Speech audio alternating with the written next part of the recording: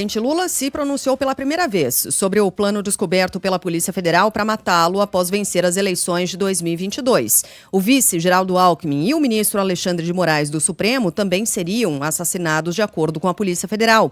4 militares do Exército e um policial federal estão presos desde a última terça-feira por suspeita de envolvimento nesse plano.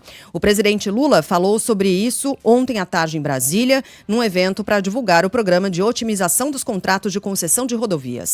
Sou um cara que eu tenho que agradecer agora muito mais porque eu estou vivo. A tentativa de me envenenar, eu e o Alckmin não deu certo, nós estamos aqui. Quando nós disputávamos as eleições, eu dizia que um dos meus desejos era trazer o Brasil à normalidade, à civilidade democrática, em que a gente faz as coisas da forma mais tranquila possível, sabendo que você tem adversário político, sabendo que você tem adversário ideológico, mas sabendo que de forma civilizada você perde, você ganha. Você consegue fazer uma coisa, na outra vez você não consegue. Eu não vou tecer longos comentários aqui, viu, Sheila? Até porque a gente já falou tanto, mas tanto a respeito desse assunto. Só 2 centavinhos aqui de prosa. A gente poucas vezes viu um caso com tantas provas que foram produzidas à luz do dia. Quando você tem um escândalo de corrupção, por exemplo, você depende de gravações telefônicas, de grampos, de documentos que foram vazados, de meias palavras que foram utilizadas, de códigos entre os criminosos, né, de explicações detalhadas sobre o que significa uma organização criminosa. Às vezes é um assunto de difícil entendimento, né, para a gente deixar bem claro, né, do que se tratava, por que aquele dinheiro trocou de mãos, com os quais interesses, como é que houve a contrapartida, é tudo bastante complicado, né? Nesse caso, tudo foi produzido debaixo dos nossos narizes, com a certeza absoluta. Eu acho que não é nem da impunidade, é do sucesso.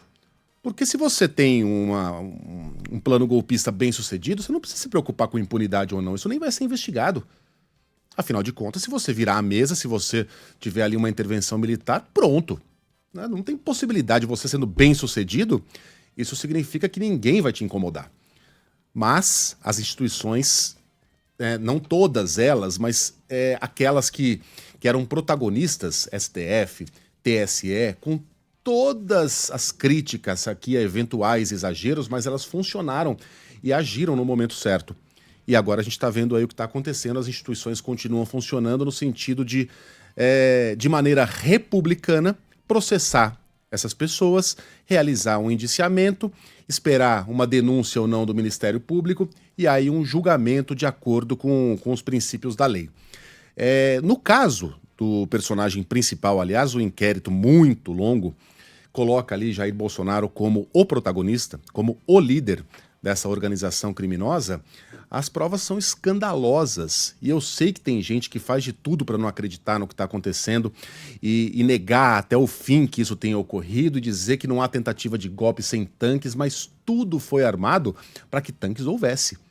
Só no último segundo é que as condições foram implodidas. Aliás, a coisa foi tão escancarada que isso ajudou a você implodir as condições para um golpe de Estado, porque até os Estados Unidos, olha, isso está acontecendo no Brasil, está muito na cara o que eles estão planejando e a gente vai deixar bem claro que não vai entrar nessa barca. Veio o representante dos Estados Unidos e avisaram, né, respeitem o resultado da eleição, senão, or else, né?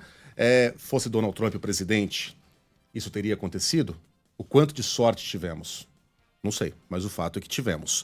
Agora, a reunião com os embaixadores. Reunir-se com embaixadores é um crime? Não. Mas você inventar mentiras em uma reunião com embaixadores a respeito do sistema eleitoral o eu autorizo. Quero sua autorização. Eu autorizo! Todo mundo sabe o que estava sendo autorizado. O fato de o Mauro Magalhães ter trocado aquelas mensagens com o Mauro Cid, dizendo que o exército estava à disposição para virar a mesa ainda antes da posse, e que naquele mesmo dia Bolsonaro saiu da sua toca, saiu da sua reclusão no palácio e foi lá demonstrando confiança, conversar com os eleitores, dizendo que só Deus tirava ele daquele cargo, que ele não ia sair, que alguma coisa vai acontecer. E general Heleno dizendo que bandido não sobe a rampa, e depois cinicamente dizendo, ué, bandido sobe a rampa? Como se ele não estivesse falando de um personagem específico. De comentarista de rádio dizendo que há militares melancia, comunistas que não estão aderindo a essa luta pela democracia. Tá tudo aí. Se eu for falar de tudo, Sheila, eu não saio mais daqui. Ontem o governador de São Paulo, Tarcísio de Freitas, foi lá e fez um tweet, rompeu o silêncio, dizendo que as acusações contra Bolsonaro carecem de prova. Ok, dá pra entender, ele é um aliado de Bolsonaro, não vai se virar contra ele agora, porque ele sabe o quão deletérios podem ser os membros da igreja bolsonarista dos últimos dias, né? Acabam com a carreira dele em questão de segundos. Agora, Tarcísio sabe que o que não faltam são provas. São provas empilhadas de fácil compreensão e que foram produzidas muitas vezes com um microfone na frente da boca do presidente. Né? Tá tudo ali. Tá tudo ali. Sendo denunciado, e acredito que será, não vejo como o Jair Bolsonaro e seus seguidores mais próximos, Braga Neto, General Heleno, não sejam condenados. Porque as provas estão todas ali demonstradas. Até eles não falam sobre o assunto, porque não tem o que dizer. Vai dizer o quê? Estou sendo vítima de uma injustiça. Tá, mas isso aqui, como é que você explica? Não explica. E aí falar o quê? São escolhas, né? Escolhas que são feitas por cada um e agora eles estão colhendo o resultado dessas escolhas. Bolsonaro tem 69 anos, ele é relativamente jovem, Lula tem 79. Completou essa semana, se eu não me engano. Não, mês passado. 79. O Trump foi eleito com quase 80 anos, portanto ele é relativamente jovem.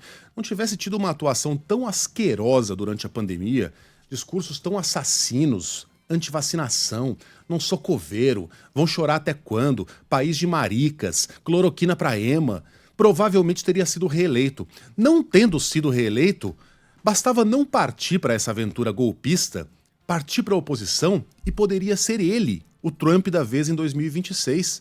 Ele ainda teria grande apoio em meio ao empresariado, ao mundo político, teria boas chances de ser eleito novamente em 2026, mas ele optou pelo caminho do crime. E sim, ele optou pelo caminho do crime. E como ele escreveu um artigo recentemente na Folha de São Paulo intitulado Aceitem a Democracia, Bolsonaro terá de aceitar a prisão, porque é a consequência democrática de suas escolhas e de seus atos à luz do dia. Você está falando dos aspectos políticos, né, e dessa possível prisão, e a pergunta agora nas suas é justamente essa. O que acontece agora? Bolsonaro vai ser preso? Eu ouvi essa pergunta feita, formulada dessa forma, porque é um volume de informação muito grande, muitas vezes as pessoas ficam confusas, é claro. A gente ouviu o professor de Direito Constitucional da Universidade Federal Fluminense, o Gustavo Sampaio, que traz esses aspectos técnicos, né, de uma forma bem didática. Ele explica que esse indiciamento de ontem é apenas uma parte desse processo. Vamos ouvir. O indiciamento é apenas a peça final do inquérito, quando a autoridade de polícia diz se há indícios fortes ou não para que se considerem criminosas essas ou aquelas pessoas. O indiciamento não acusa ninguém nem condena ninguém. Então essas pessoas todas estão sendo tratadas em igualdade de condição no indiciamento. Esse inquérito foi ao Supremo Tribunal Federal e ele tem que ser remetido à Procuradoria-Geral da República, porque quem pode decidir se acusa ou não todas essas pessoas ou algumas delas, ou se não acusa nenhuma delas, é o Ministério Público.